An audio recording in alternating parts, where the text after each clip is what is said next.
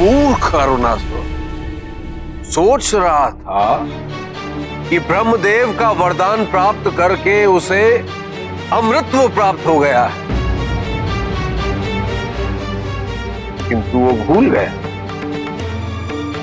कि अमृतत्व केवल देवताओं को प्राप्त हो सकता है और किसी को नहीं। उसे तो ये भी ज्ञात नहीं कि शीघ्र ही माता पार्वती उसका अंत करने वाली है।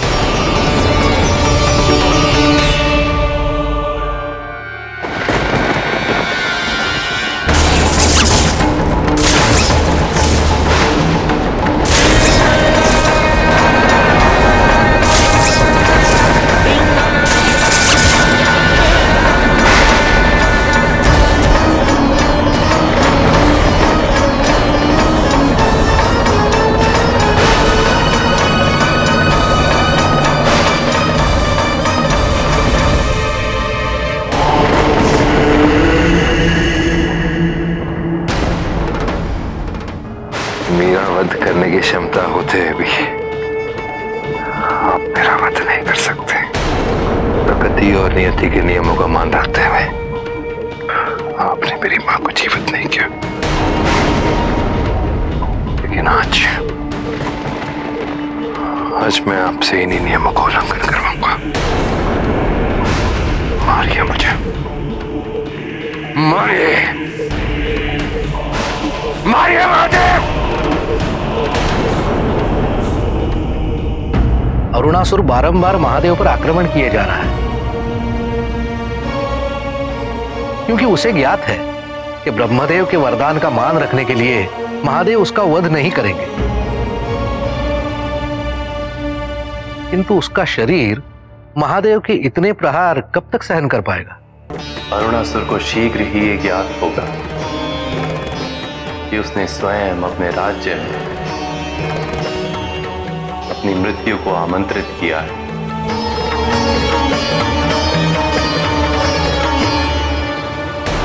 मैं आपको प्रकृति के विरुद्ध अवश्य ले जाऊंगा। तुम अपनी मृत्यु को निमंत्रण दे रहे हो अरुणासुर? नहीं, प्रतीत होता है कि सर्वज्ञ महादेव को ब्रह्मदेव का वरदान ही स्मरण नहीं। मैंने अपने राज्य में आपको आमंत्रित नहीं किया महादेव, किंतु मुझे आमंत्रित किया है।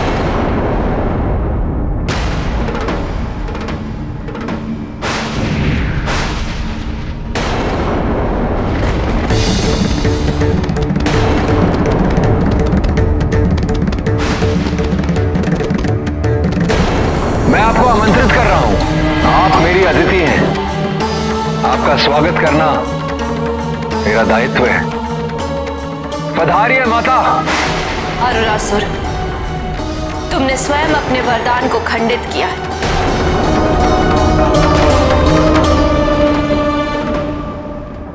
और अब तुम्हें अपने दुष्कृत्यों का मूल्य चुकाना होगा।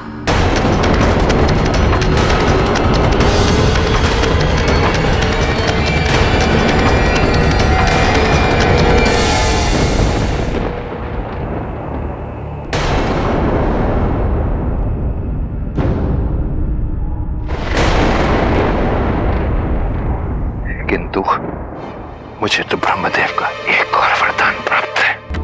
एक पदी, द्विपदी, त्रिपदी तथा चतुष्पदी प्राणी तुम्हारा वध नहीं कर सकते, यही ना?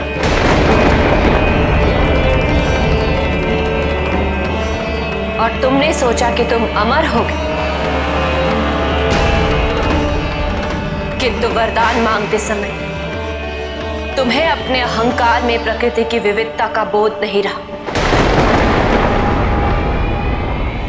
तुम ये भूल गए कि प्रकृति में शतपदी प्राणी भी होते।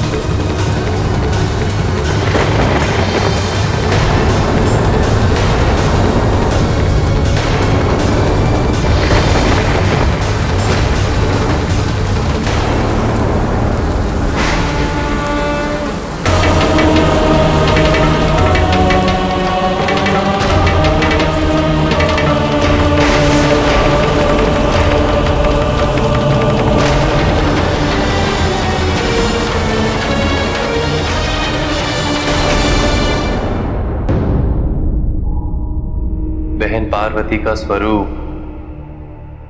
आपके वरदान से सीमित नहीं है ब्रह्मदेव।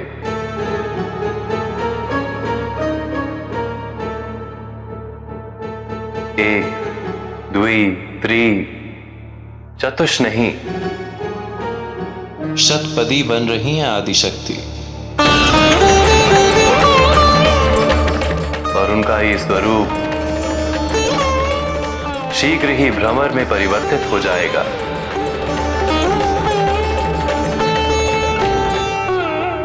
और आदिशक्ति के स्वरूप को भ्रमरी देवी के नाम से जाना जाएगा।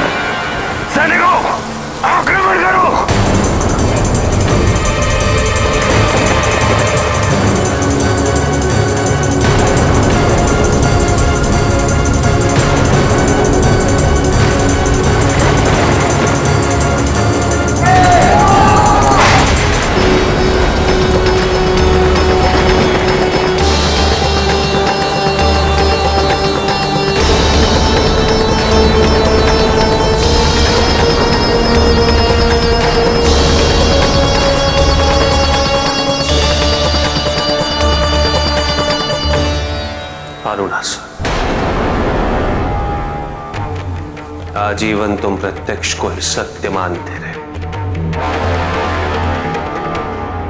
परोक्ष सदैव महत्वहीन रहा। तुम्हारे पास यही अवसर है उस भूल को सुधारने का, क्योंकि अब इस युद्ध में तुम्हारे लिए कोई भी सुरक्षा कवच शेष नहीं है अरुणासुर। यदि तुम इस सत्य को स्वीकार कर लेते हो अरुणासुर, तो अपने जीवन के अंत समय में तुम्हें यह संतोष रहेगा कि तुमने उनके समक्ष आत्मसमर्पण किया, जिनकी आराधना स्वयं तुम्हारी मां आजीवन करती रही। जिनकी आराधना मां ने आजीवन की, उन्होंने मेरे साथ चल किया।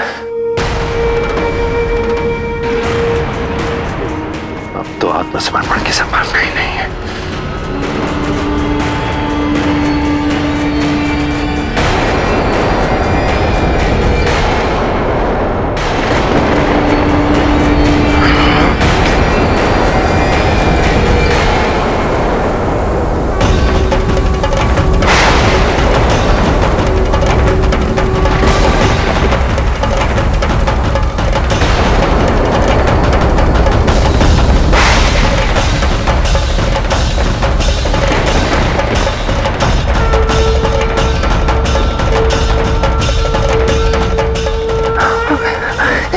मैं अपनी माँ के पास चले जाऊंगा।